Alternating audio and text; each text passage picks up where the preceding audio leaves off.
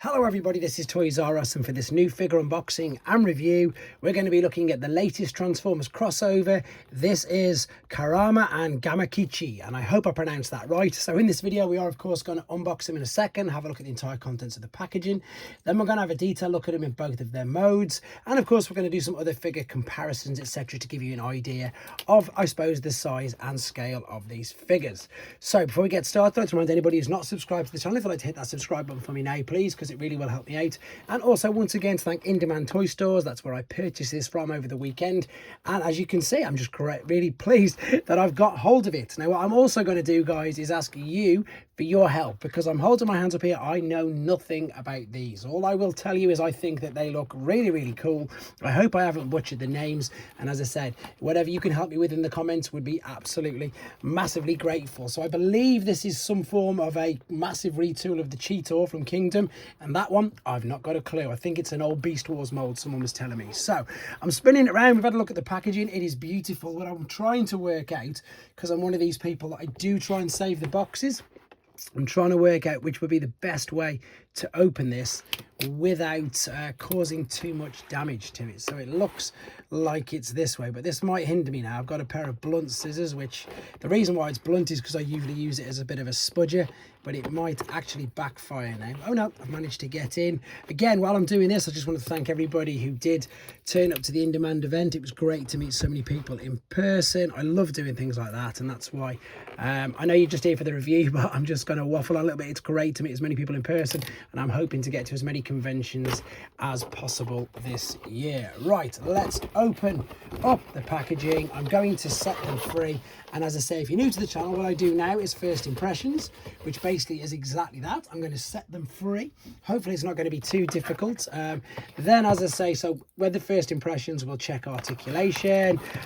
We'll just do that, have a look at the details on the particular figures. Then we'll come right back. We'll have a look at him in their alternate modes.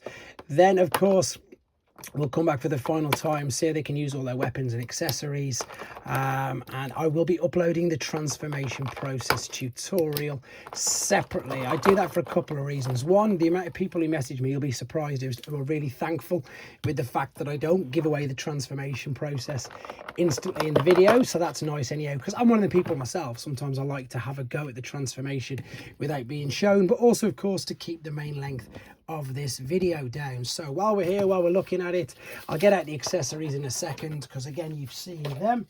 Let me just get rid of that. In fact, let's have a look at what exactly is in here. So this was a big surprise to me. I didn't think it was going to be this particular figure. I can't think who I thought it was. I guessed someone completely different. Oh, it's like blast and world effects. Brilliant. Right. It's still just Autobot logos, by the way. Somebody pointed it out, and I didn't even recognise that it's only Autobot logos. There's no Decepticons yet either. Right, let's have a look. That's a beautiful head sculpt. There's quite a bit of detail there, like on the headband, which you can see. The head, is it going to go all the way around? It will do. It's not restricted. I thought it was going to be restricted, but it's not at all. Head's going all the way around. Arms are definitely going to be restricted. Let's look at that. I don't know why, but all I can see in my head is Tails from Sonic, which I know they're getting a crossover anyway, but that's all I can see. Whenever I look at this, that's literally all I can see. There is a shoulder swivel. There is bicep flexion. There is a wrist swivel. There is it? Wow, yeah, even with all this at the back. Let's have a quick look. It's definitely something to do with the Cheetor mold, you can tell now, but there is a complete waist swivel. Even with all of that kibble on the back, there is a waist swivel, which means there's a thigh cut. Oh no, it's at the top of the thigh. There's a knee bend. Yes, there is. There's an ankle tilt and rock. Now, normally as well, I don't do two figures in one particular video. I like to split them up. But because I don't know anything about these, I'm going to do both at the same time. Again, another really nice head sculpt with the headband on the top. That's going to go all the way around. Arms are going to give us the full T. They're going to go around as long as you miss the animal legs at the back, biceps swivel, and of course flexion because it's a ball and socket. No waist swivel, you can see there, it's all molded together. Legs kicking out both ways, knee bend. There's even an ankle tilt and rock on that clever little thing. Right, as first impressions go, I think they look really good, and that is a very clever and indeed mind-boggling use, to me anyway, of the Kingdom Cheetor mold. So let's come right back and have a look at them in their alternate modes. Okay, we're back, and as you can see, they're in their alternate modes. And again, you've probably already noticed the transformation tutorials are in fact uploaded separately. Now, one thing I can confirm that this is a very heavy, extensive retool of the Cheetor mold. So let's first and foremost, let's have a look at that. But what's interesting about this is it seems to be much bigger. It's not as big as the Tigertron mold, shall we say, although the Tigertron mold, which I'm sure you're aware, obviously takes a lot of similarities as the Cheetor mold. So it's interesting. So it's a bit of amalgamation of the two, to be honest, because the size, it's not as big, but it's bigger. It's definitely bigger than the Cheetor mold. And of course, you've got all of these extra bits just flying off the back. The head, you can see, is much bigger. The legs, are the arms bigger? The hind ones definitely are. The hind ones are definitely bigger.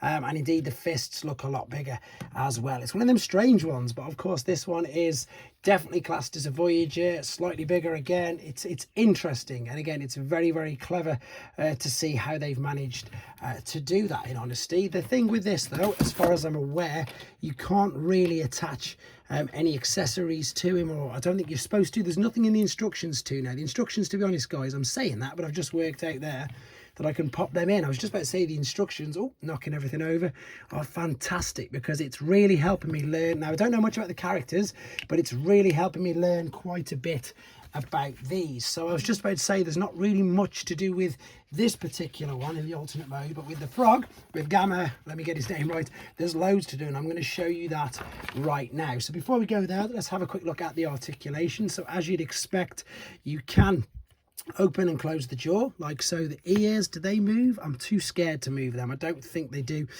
You've got ball and sockets at the top and the extra hinge bit there, you can see on these shoulders, so lots of articulation there.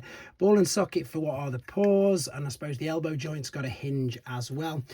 Same for the hind legs. Again, these will move backwards and forwards on there. The knees will bend, the ankles will tilt and rock as well. And of course, these are on ball and sockets, and you can use this quite well to cover up, I'm not going to say the mess that's at the back, but you know, they all suffer from visible heel and stroke foot syndrome on the back of the leg. So they do all definitely suffer from that. Right, let me just move him out of the way, and we're going to have a look at this guy, because this guy's quite clever, to be honest. So yeah, Gamma, I hope I'm getting this right. I really don't want to butcher his name. Gamakichi, there we go. I'm reading it off the box again. This guy's got a lot of detail on him now. Again, I've just read TF Wiki that this could perhaps be an old mold reused. I unfortunately definitely do not have that figure, so I cannot confirm it. The transformation process for this guy is quite intricate as well.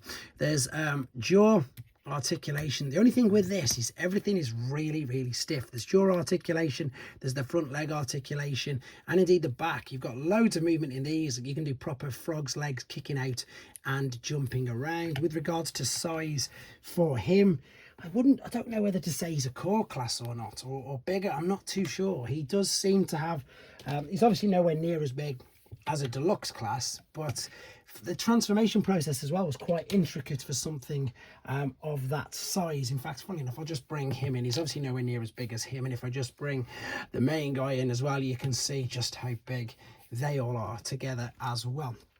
It seems to be a common thing with the beast, doesn't it? Visible heel syndrome. But anyhow, let's go back to the little guy, because as I say, he's got some really clever things that I wouldn't have even dreamt of doing, but you can do it because it says it here in these instructions. So you can turn him sort of like bipedal. So you can stand, well, you can open this first and foremost, and this, oh, let's kind of see if it's going to focus, will fit in the mouth, he says. I don't want to push too hard because everything's really stiff on my copy. So we can put that in the mouth first and foremost, which you can see. And then it's saying we can attach this to the back as well. Now, as you can see, I'm literally just copying off these instructions, which is brilliant because I had no clue. And as I said, I've not seen any of the reviews for this online anyway. So we can do that, I believe. And then you could also, I would imagine, because that's the same size port. Yep, you could probably store both of these in the back if you wanted to. Yep, there we go. And now let's turn him bipedal like this then. So what it's saying we can do is if you bring these legs down like so, turn the head down, so partially transform him back, that's going to snap a nail. You can see what I mean now. This is really stiff. There we go. So let's bring the head down, let's bring these legs down, bring the arms down as well. And again, I'm just copying this here. He should still be able to stand? Yes, he can. Let's bring these arms down. Let's get these out of the way. And he can still do exactly that. So there you go. You can carry this along. We can open up the jaw.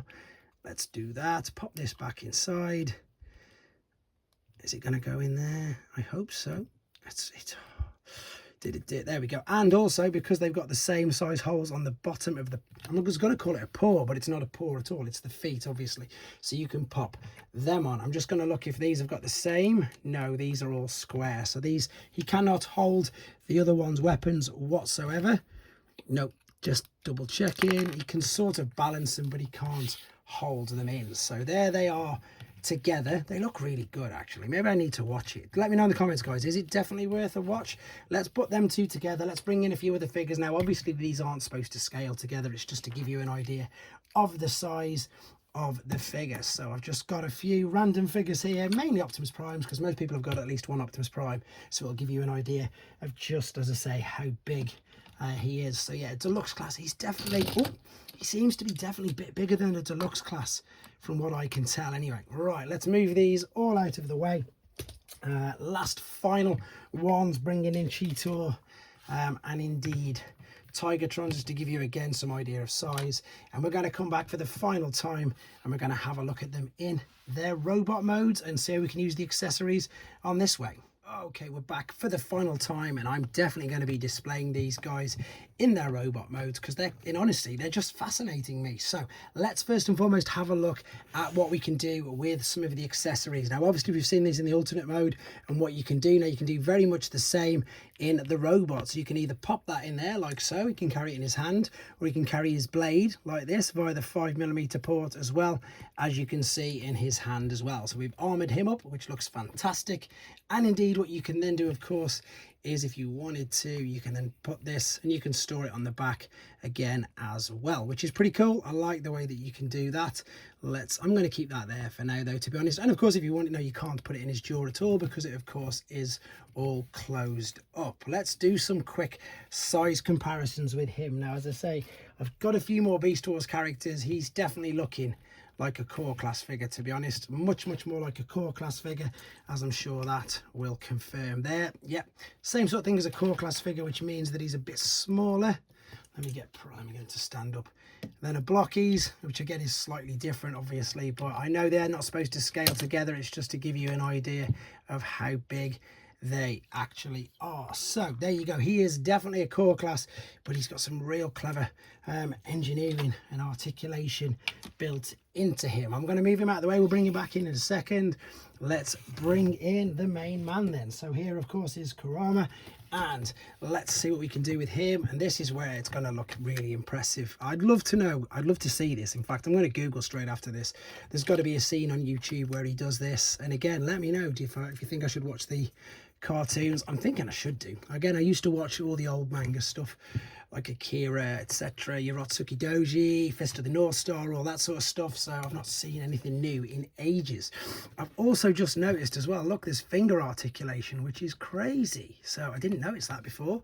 Now, the cool thing is, of course, if you wanted to, you could pop two sais.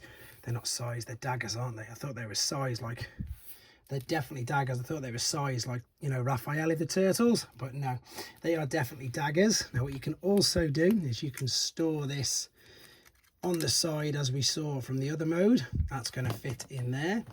And then we've got some other cool effects that if I just pop that in there as well. So this one, on the pictures that I've seen, it looks like he's just holding his arm up in the air, and this will fit in via the 5mm port like so. And indeed the same with this. So these are highly posable, and you could do some crazy things with this. Look at that.